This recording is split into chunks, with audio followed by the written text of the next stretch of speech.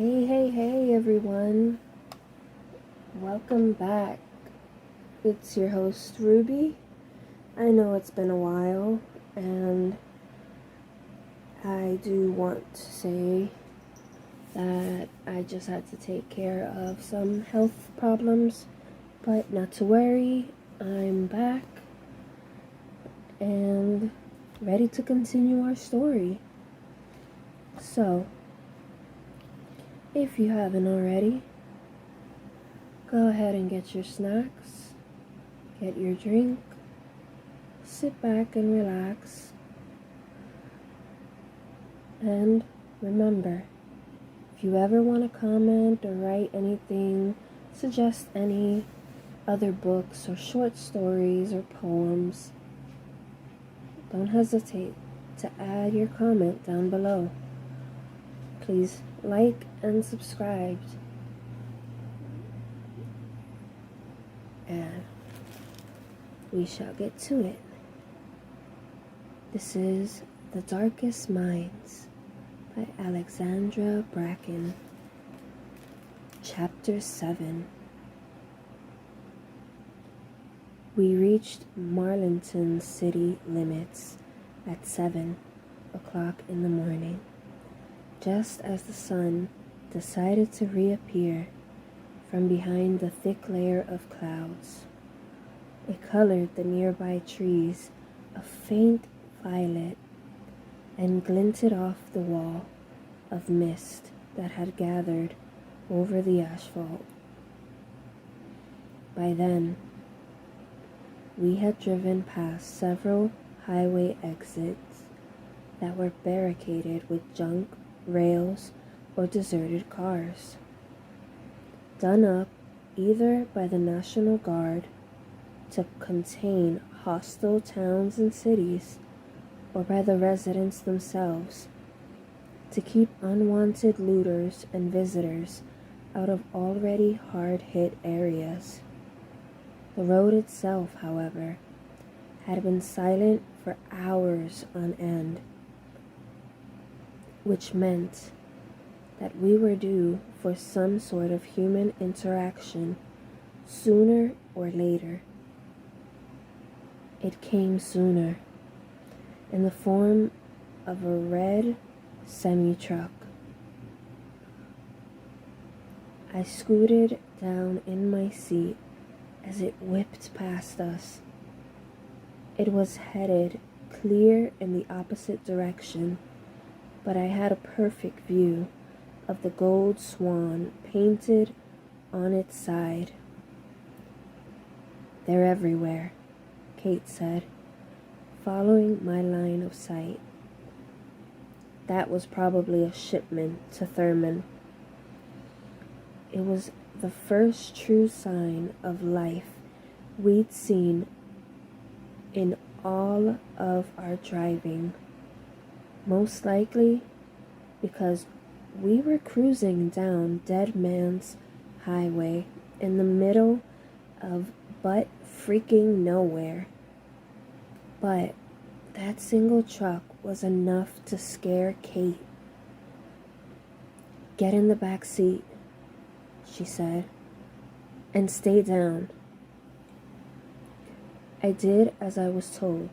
Unbuckling my seatbelt, I twisted between the front seats and threaded my legs through them.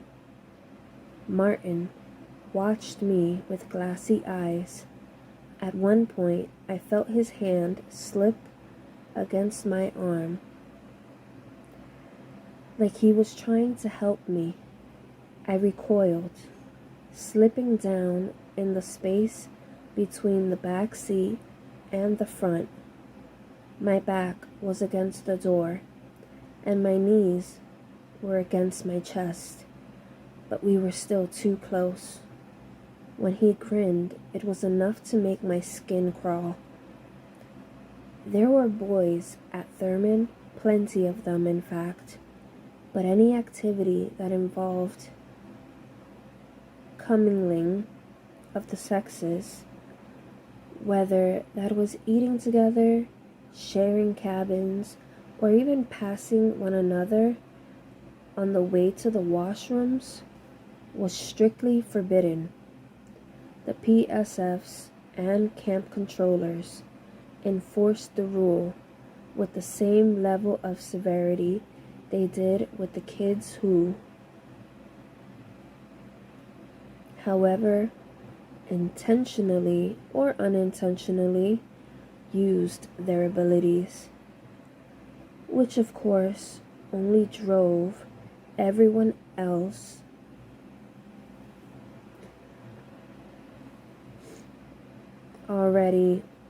everyone else's already hormonal drunk brains crazy, and turned some of my cabin mates into an elite breed of covert stalkers. Maybe I didn't remember the right way to interact with someone of the opposite gender, but I'm pretty sure Martin didn't either. "Fun, huh?" he said. I thought he was kidding until I saw the too eager look in his eyes. The itching came again, the tingling sensation of yet another attempt to peer inside my mind. Dread trailing down the length of my spine like a freezing fingertip. I pressed up against the door and kept my eyes on Kate, but it wasn't far enough. We are nothing alike, I realized. We had been brought to the same place, lived in the same kind of terror, but he was so... I needed to change the subject and distract him from whatever he was trying to do. The AC was on, but you never would have known by the heat he was giving off. "Do you think Thurman has noticed we're gone?" I asked, breaking the silence. Kate switched off her headlights. "I would think so. The PSFs don't have the manpower to launch a full hunt for us, but I'm positive they put 2 and 2 together about what you are." "What do you mean?" I asked. "That we're orange? I thought you said they already knew. That was why we had to leave so quickly." "They were on the verge of finding out," Kate explained. "They were testing the orange and red frequencies in that comm control. I don't think any of them expected it to work that quickly. That's why we had to get you out, and fast." "Frequencies?" Martin repeated. "You mean they added something to it?" "That's exactly right." Kate smiled at him in the rear-view mirror. The League got wind of their new method of trying to weed out kids who had been labeled incorrectly when they were brought into the camp. "You know that adults can't hear the comm control, I'm sure?" We both nodded. "The scientists there have been working on frequencies that only certain kinds of PSI youth can pick up and process. There are some wavelengths you all can hear, and others that only greens or blues, or in this instance, oranges, can detect." It made sense, but it didn't make it any less horrifying. "You know, I've been wondering," Kate began. "How did you two do it?"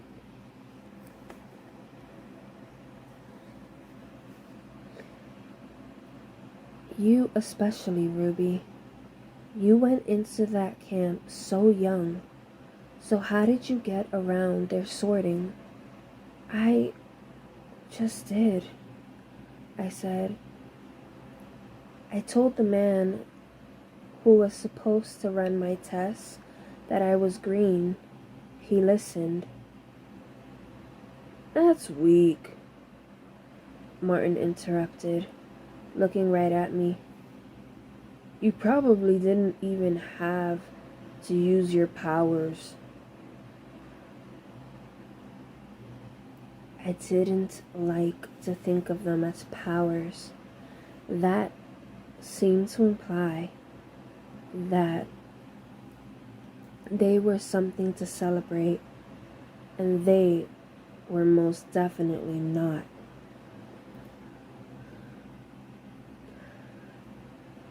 I told someone to trade places with me when they started separating all the O's and R's out. Didn't want to look down with them, you know? Martin leaned forward.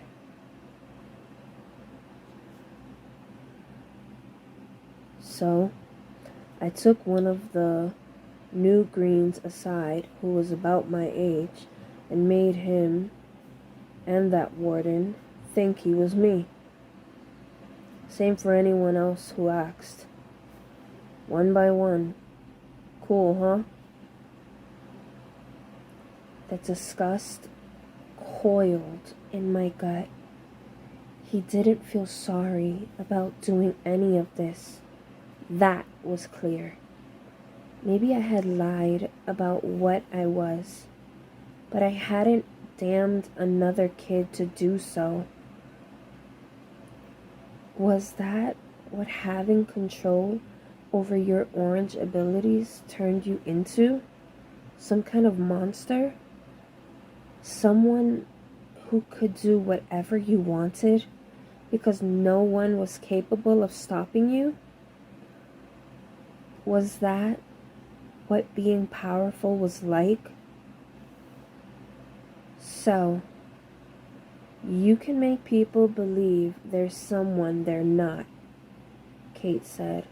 I thought oranges could only command someone to do something, sort of like hypnosis. Nah, Martin said. I can do much more than that. I get people to do what I want by making them feel what I want them to feel. Like that kid I switched places with. I made him feel too scared to stay in his cabin. Made him feel like it was a good idea to pretend to be me. Anyone who asked or questioned me, I made them feel crazy for doing it. So I can sort of command people to do stuff, but it's more like if I want.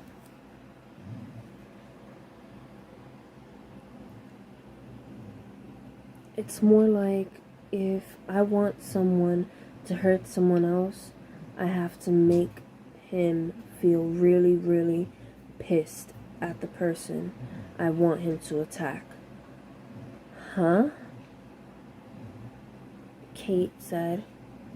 Is it the same for you, Ruby? No, not at all. In fact, I looked down at my hands to the dark mud, still caked under my fingernails. The thought of revealing exactly what I could do made them shake in a way I hadn't expected. I don't throw feelings into someone. I just see things.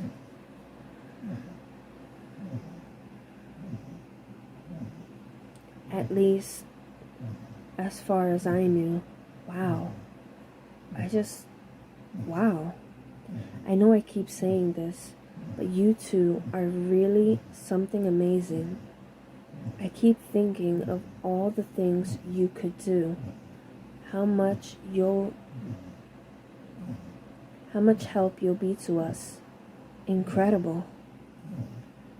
Twisting around. Sorry if you heard my dog, by the way. She's asleep. Getting back to the story. Twisting around, I lifted my head just enough to look out to the road. Behind me, I felt Martin grab a few loose strands of my hair and begin to twirl them around his fingers.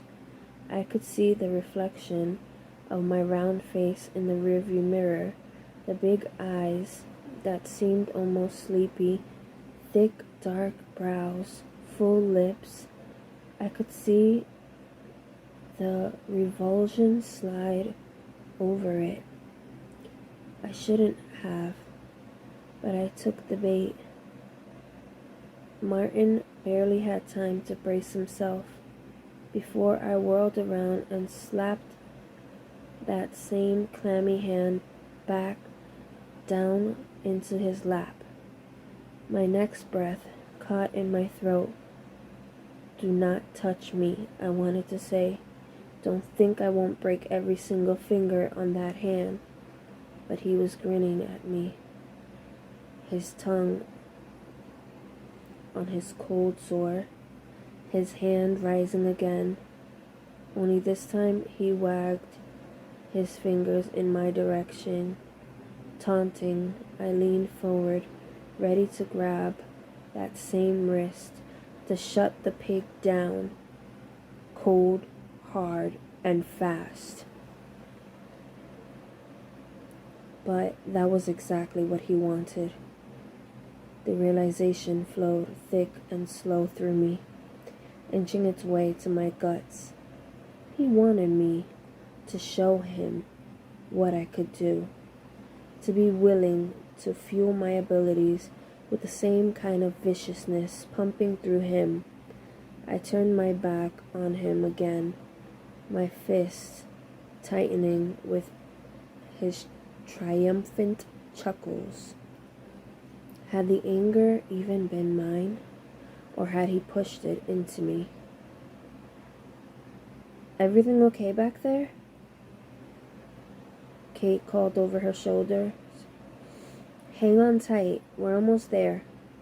Whatever Marlington normally looks like, it was that much worse, under the cover of gray clouds and a layer of misty rain, strange and terrible enough to distract even Martin from the games he was playing with my head. The deserted shopping centers were broken, with broken storefronts, were disturbing enough before we cut into the first neighborhood of little brown and gray and white houses. We passed a number of empty cars along the street and in driveways, some with bright orange for sale signs still stuck in the back window, but all of them covered in a thick skin of brown rotting leaves. The cars were surrounded by piles of junk and boxes, furniture, rugs, computers, entire rooms full of rusting, useless electronics. What happened here? I asked. It's a little hard to explain, but do you remember what I told you about the economy after the attack in D.C.? The government was thrown into a tailspin, and one thing led to another. We couldn't pay off our national debt. We couldn't provide money to the states. We couldn't provide benefits. We couldn't pay government employees. Even small towns like this one didn't escape. People lost their jobs when companies failed.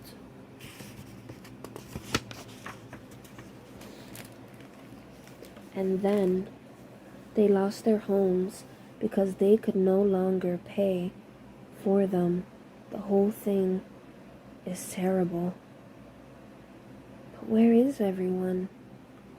In tent cities, outside of the big cities like Richmond and DC, trying to find work.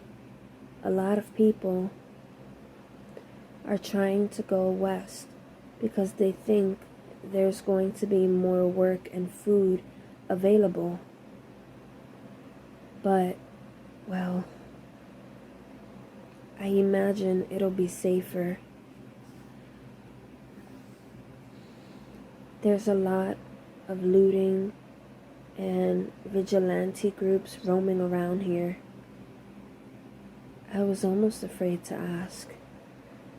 What about police? Why didn't they stop him? Kate bit her lip, her bottom lip. It's like I told you. The states couldn't afford to pay their salaries, so they were let go. Most of the police work is done by volunteers now, or the National Guard. That's why you need to stay close to me, okay? It only got worse when we passed the elementary school. The pastel jungle gym, or whatever was left of it, was stained black and twisting toward the ground. Clusters of birds were perched along its broken backbone, watching us as we blew past the stop sign and turned the corner.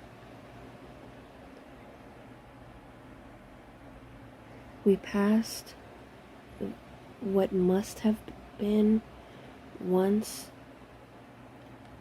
the cafeteria, but the entire right side of the building had crumbled in on itself.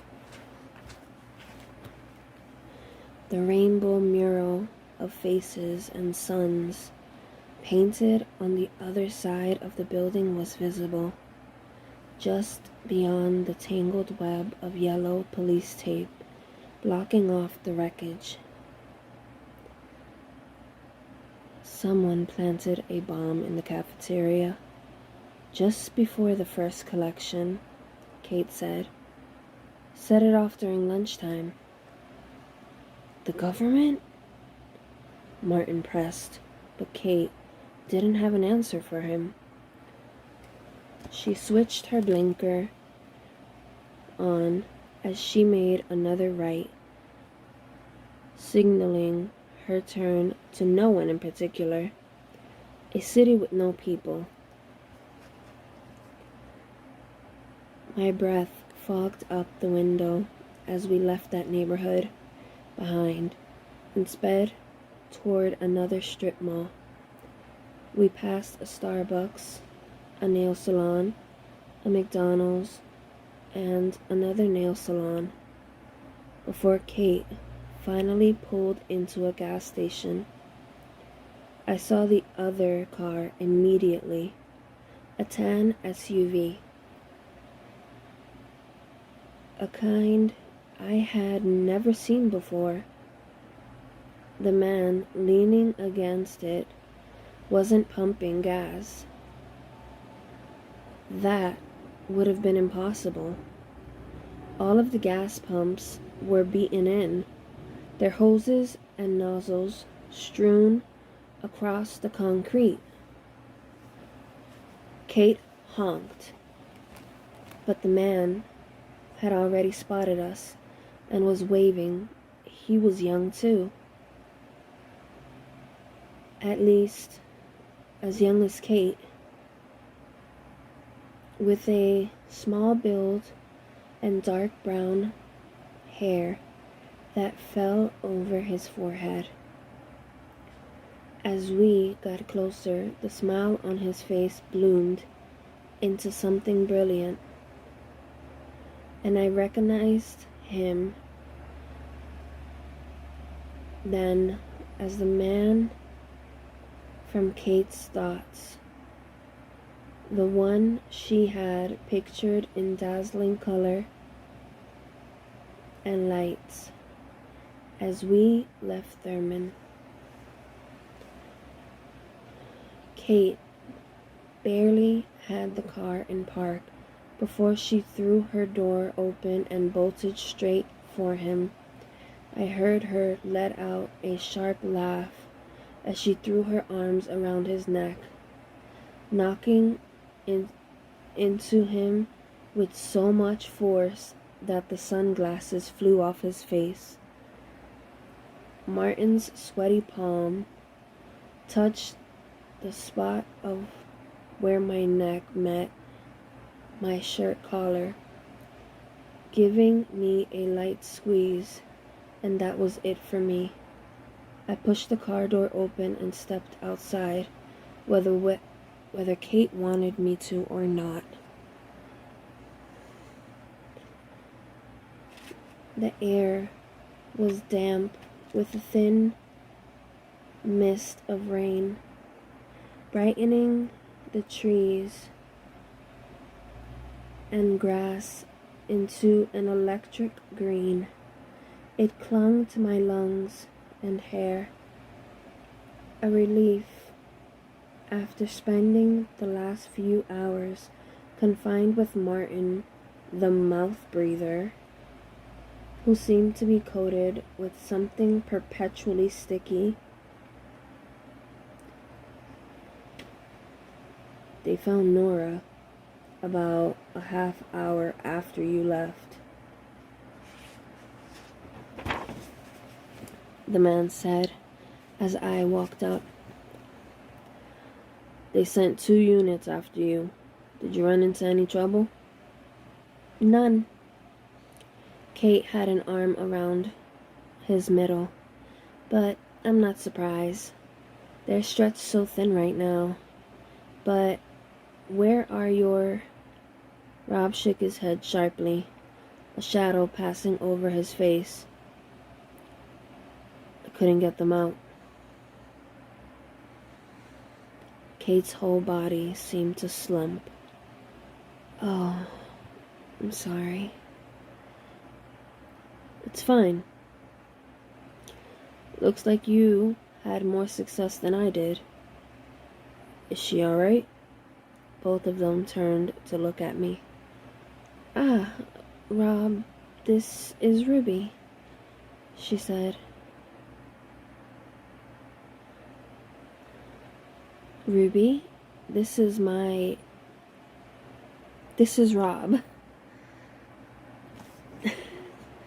Such a boring introduction.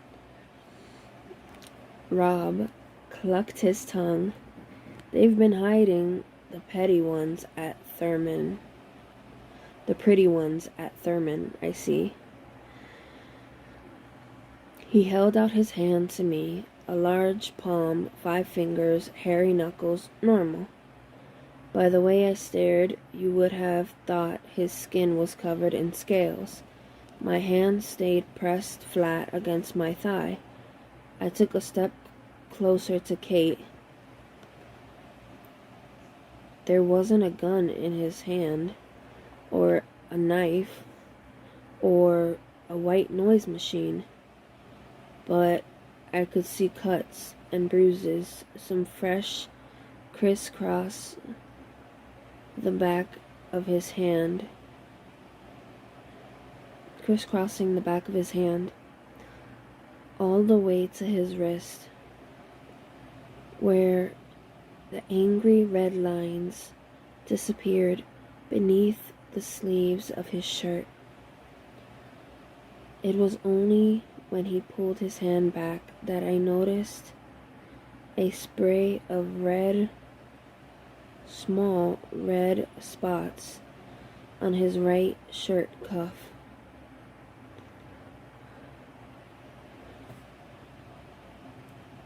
Rob's face tightened when he saw where I was looking at.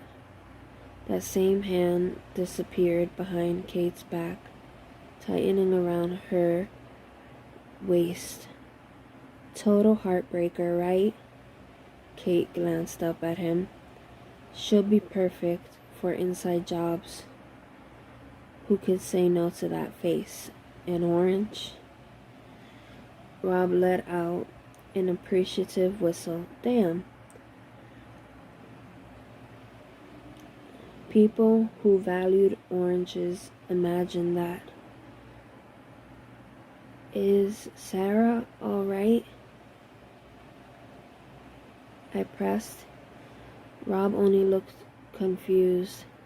She means Nora Jenkins, Kate said. The name Sarah was just her cover. She's fine, Rob said, putting a hand on my shoulders. As far as I know, they're still questioning her. I'm sure our eyes in Thurman will update us if anything changes. My hands suddenly felt numb. Is Kate your name? She laughed. Yes, but my last name is Connor, not Begbie. I nodded, only because I didn't know what else to do or say. Didn't you say there were two of them? Rob was staring over my shoulder. On cue, I heard a door open and slam shut behind me. There he is, Kate said, clucking like a proud mother hen. Martin, get over here. I want you to meet your new comrade. He'll be driving with us to Georgia.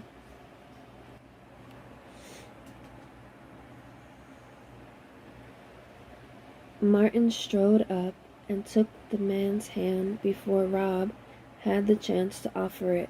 Now, Kate said, clapping her hands together. We don't have too much time, but we need you to wash up and change into something a little less conspicuous. The SUV let out a steady chime as Rob opened one of its rear doors. As he turned, a few scattered rays of sunlight caught the metal handle of the gun tucked into the waistband of his jeans. I took a step back. As he reached for something inside the car I couldn't see. It was stupid of me not to have expected one or both of them to be packing some kind of heat, but my stomach tightened. All the same, I turned away, looking at the splotches of old oil tattooed on the pavement, and waited for the car door to be slammed shut again. Here you go, Rob said, passing us each a black backpack. My fellow freak snatched his,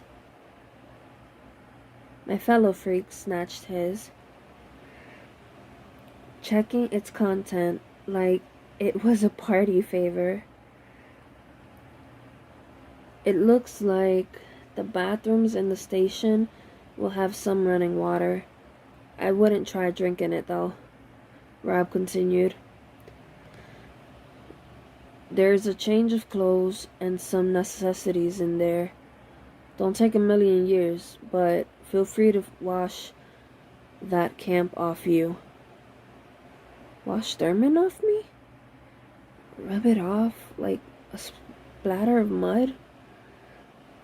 I may have been able to erase everyone else's memory, but I couldn't scrub away my own. I took my bag without a word, the beginnings of a headache rumbling at the base of my skull. I knew what that meant well enough to take a step back. My heel caught on the uneven cement, sending me stumbling forward the hard ground. I threw out my arms in a lame attempt to reclaim my balance, but the only solid thing I found was Rob's arm. He may have thought he was being chivalrous by catching me, but he should have let me fall. My brain released a blissful little sigh as it went tumbling into Rob's thoughts. All at once, the pressure that had been building in the back of my mind released, sending a tingling, racing down my spine. I gritted my teeth at the sinking sensation, anger flooding my system as I tried to yank myself away. Unlike Kate's memories, which came and went like fluttering eyelashes, Rob's thoughts seemed almost lethargic, velvety, and murky. They didn't piece themselves together so much as seep into one another, like ink dropped into a glass of water. The dark mass stretching and slithering until it finally polluted everything that had once been clean. I was Rob, and Rob was staring down at two dark shapes. Two dark sacks covered their heads, but it was obvious that one was a man and the other a woman. It was the latter that had my heart thrumming in my ears. The strength of her sobbing shook her entire body, but she never stopped struggling against the plastic ties binding her hands and feet. Rain came down around us like an afterthought, running down through the gutters of the nearby buildings, through the filter of Rob's mind. It sounded like static. Two enormous black dumpsters came into focus out of the corner of my eye, and it was only then I realized we were in an alley and we were alone. Rob's hand, my hand, reached out and ripped the hood off the woman, sending her dark hair flying over her face, but it wasn't a woman at all. It was a girl, no older than I was, wearing a dark set of green clothes, a uniform, a camp uniform. Tears mixed with rain, dripping down over her cheeks into her mouth. Her colorless lips formed the shape, please, and her screams seemed to scream no. But there was a gun in my hand, silver and shining despite the low light, the same gun that was tucked in the back of Rob's jeans, the same one that was now pointed at the girl's forehead. The gun jumped in my hands as it went off, but in that instant, the flash lit up her terrified face. An unfinished scream, drowned out by the bang. A spray of blood flicked up over my hand as her face seemed to cave in on itself, staining the dark jacket I wore, and the edge of the white cuff beneath it. The boy died the same way, only Rob didn't bother to even take his hood off before he ended his life. The bodies were lifted into the dumpsters. I shrank back and away from the scene, watching it grow smaller and smaller and smaller until the dark, cloudy haze of Rob's mind swallowed it whole. I tugged myself free, coming up from the inky pool with a sharp grasp. Rob released my arm instantly, but Kate dove forward and would have taken his place if I hadn't raised both hands to stop her. "Are you all right?" she asked. "You've gone pale." "I'm okay." "I'm okay," I said, trying to keep my voice calm and steady. Still feeling a little woozy from the medicine. Martin let out an annoyed sigh behind me. He was hopping from foot to foot, grumbling impatiently. He slid a suspicious eye in my direction, and for half a heartbeat, I was afraid he knew exactly what had happened. But no, connections like that were fast, and lasted only a few seconds, no matter how long it felt to me. I kept my eyes on the ground, carefully avoiding both the adults' faces. I couldn't bring myself to look at Rob, not after seeing what he had done. And I knew if I looked at Kate, I'd give myself away in an instant. She'd ask me what was wrong, and I wouldn't be able to lie, not convincingly. I'd have to tell her that her boyfriend or partner or whatever he was had left the brains of 2 kids splattered all over an alleyway. Rob tried to offer me a plastic water bottle from the front seat, his mouth stretched in a thin line. My eyes settled again on the tiny red flecks staining his cuff. "He killed them." The words echoed through my head. It could have happened days, maybe even weeks ago, but it didn't seem likely. Wouldn't he have changed his shirt or tried to clean it off? And then he came here to kill us too? Rob smiled at me, all of his teeth showing. Smiled like he hadn't just snuffed out 2 lives at point-blank range and had watched the rain carry their blood into the gutters. My hands were shaking so hard now that I had to fist them around the backpack to keep him from noticing. I thought I had escaped the monsters, that I'd left them locked up behind an electric fence. But the shadows were alive, and they had chased me here. I'm next.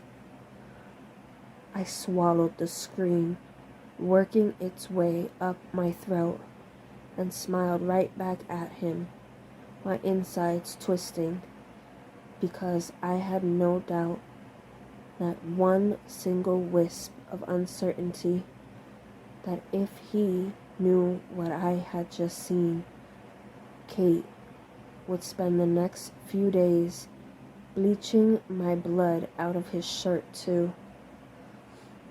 She knows, I thought. Following Martin into the gas station,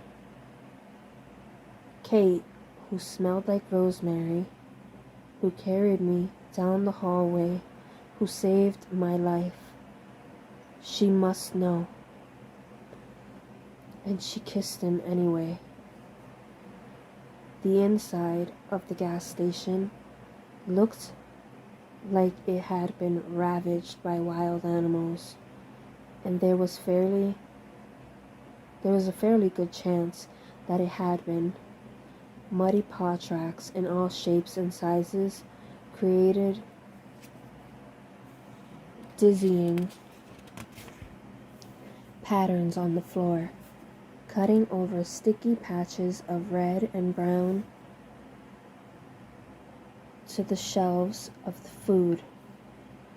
The store smelled like sour milk, though the drink cases were still flickering with intermittent electricity. Most of them had been cleared out of sodas and beer, but there was a surprising amount left, and no wonder. The store had marked up milk to $10 a carton. The same went for the food. Some shelves had rows of untouched chip bags and candy bars, all priced like they were endangered, precious goods. Others had been picked clean or were exploding with popcorn and pretzels after their bags had been gutted. I had a plan before I even realized it. While Martin entertained himself by fiddling with the soda dispenser, I grabbed a few bags of chips and chocolate bars. A flash of guilt cut through me as I stuffed them in my bag. But really, who was I even stealing from? Who was going to call the cops on me? "There's only one bathroom," Martin announced. "I'm using it first. Maybe if you're lucky, I'll leave some water for you." "Maybe if I'm lucky, you'll drown yourself in it." Oof. He slammed the door shut behind him, and any guilt I might have felt about leaving him behind disappeared. Maybe it was cruel of me. Maybe I would spend the rest of my life feeling guilty about abandoning him without so much as a warning. But there was no way I could tell him what I was about to do without alerting Kate and Rob. I didn't trust him enough to believe he wouldn't shout for them or try to hold me there. I wasted no time in stepping out of what had been Nora's scrubs, leaving them in a heap on the floor.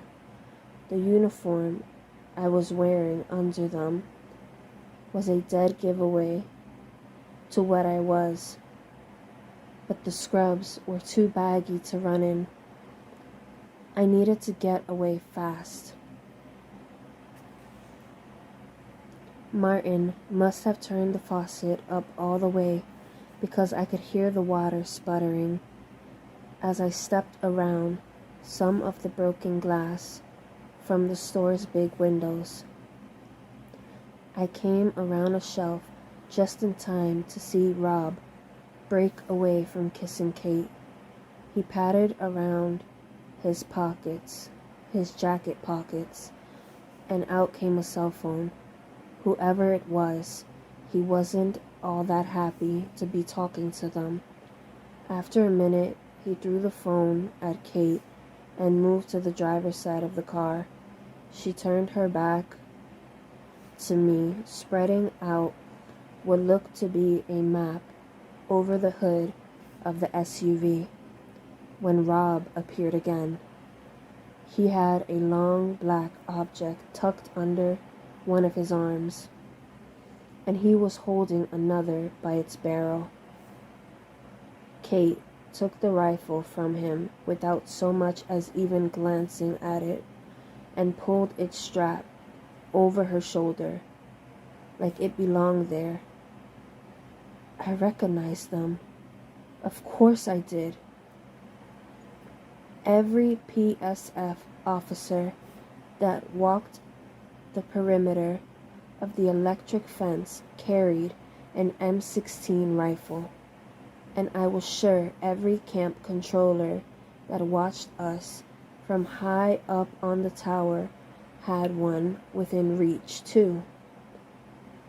Is that what they're going to use on us? I wondered. Or are they expecting me to use one too? The rational part of my brain finally kicked in, stomping down the chaos of panic and terror that had overtaken me. Maybe there was a reason Rob had killed those kids. Maybe they had tried to hurt him, even though they were tied up. Or maybe they had just refused to join up with them, with the League. The realization rose inside my chest like fire, burning everything in its path. Just the thought, the image of having to touch one of those guns, of being expected to fire one of them, is that what it would take to be a part of their family? Or would I have to be like Martin and become the weapon myself? My dad has served as a cop for over 7 years before he had to shoot anyone. He never told me the whole story. I had to hear it secondhand from the kids in my class who had read about it in the newspaper. A hostage situation, I guess. It wrecked him.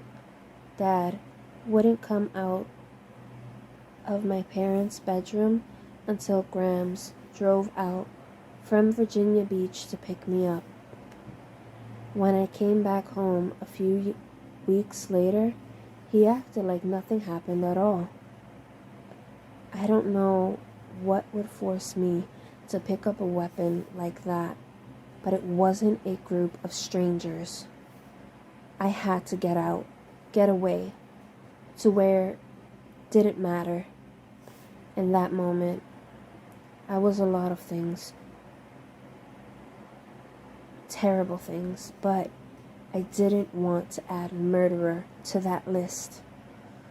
There was a sound like crunching glass, just loud enough to hear over the bathroom's running water and the buzz of the drink coolers. The water shut off, and it was only then that I heard the rustling again.